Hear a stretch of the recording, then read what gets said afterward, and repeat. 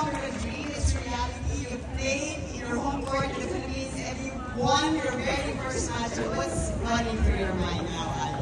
Gusto ko lang magpasalamat sa inyo.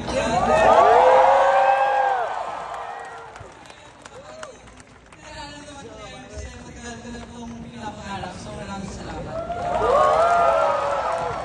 Kaya gusto natin kay Alex, ang galing-galing mag-Tagalog kahit ilang taon lang naninirahan sa Spain, right? But Alex, you really raised the level of your game, every department, super impressive, lalo na yung court coverage mo. How good are you feeling about your game? Because you make it look so effortless. No, I think I'm trying to take it match by match. I'm in a good moment of my career. I want to say that I'm going up. I'm the best ranking now. So, you know, especially playing at home, my family is able to watch me in person finally. And okay, yun.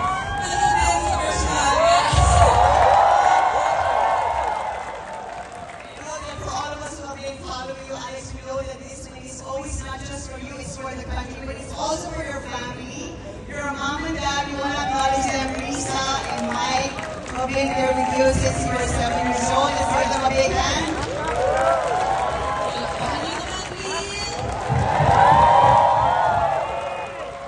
And here's Coach Juan from the Tagalog Academy. He's ready to answer this training room.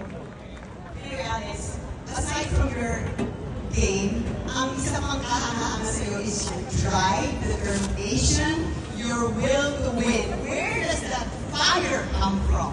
Nanonood din mo, di ba?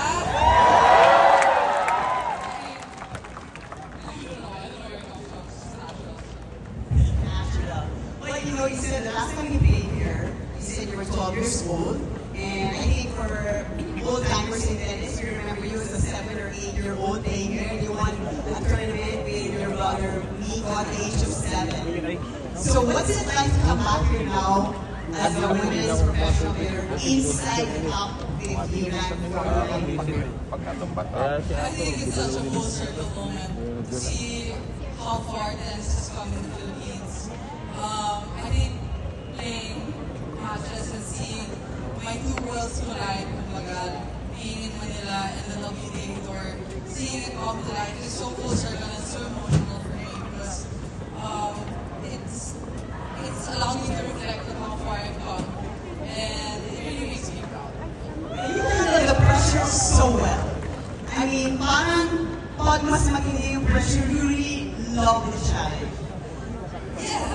I mean, pressure is part of my job, and a lot of people ask me how I handle it, and of course, there's added pressure playing at home.